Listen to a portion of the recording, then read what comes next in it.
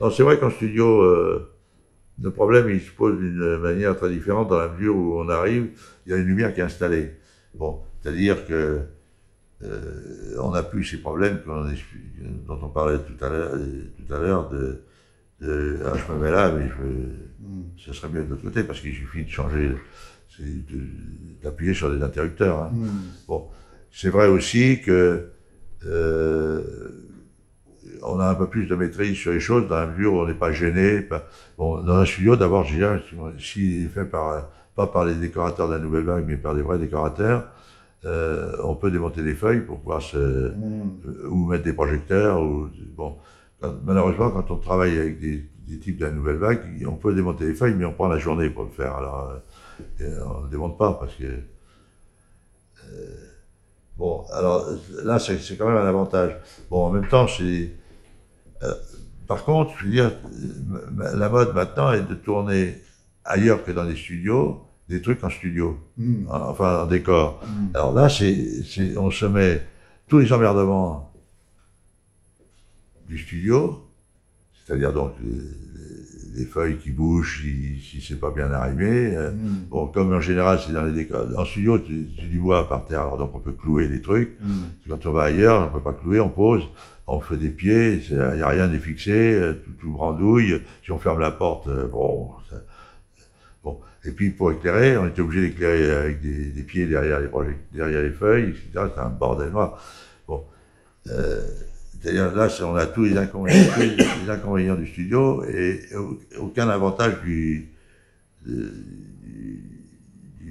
vrai décor. Dans les vrais décors, les problèmes qu'on a, c'est évidemment le fait que je dis qu'on ne peut pas déplacer les projecteurs, qu'on a un plafond, je veux dire, on ne peut pas les monter, qu'il faut alimenter la ligne, c'est-à-dire qu'on peut pas, il faut des endroits pour faire passer l'alimentation électrique, même si c'est pris sur le palier, parce que il faut laisser la porte ouverte, donc ça pose des problèmes avec le son, etc. L'avantage du studio, c'est que pour faire du son, par exemple, bon, théoriquement, sauf si on est Épinay dans une partie qui est au bord de la Seine, on entend passer les péniches, mais pour les autres, c'est relativement insonorisé. Je veux dire, donc on peut faire du son correct. Alors qu'en décor naturel, c'est plus compliqué parce qu'on entend des bruits extérieurs, je veux dire. Bon. Mais en même temps, je veux dire, c'est pas. Bon, la photo n'est pas la même, hein, forcément, je veux dire. Parce que, étant donné qu'on n'a pas du tout la même conception.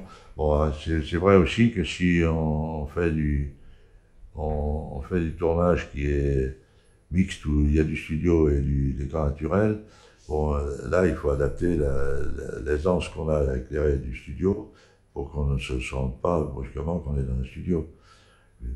Bon, en même temps, je veux dire, le studio, c'est intéressant que si on a affaire à des vrais décorateurs de studio. Je veux dire, pour qu'on sache qu'on est dans un appartement, mais qu'on se dise pas, maintenant je vois des trucs, je veux dire, c'est extraordinaire, je veux dire, même sur les télévisions, on voit qu'on est né au milieu de la figure, que c'est tourné dans un studio.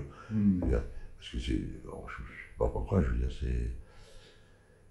c'est vrai aussi que quand on tournait en studio, on se heurtait.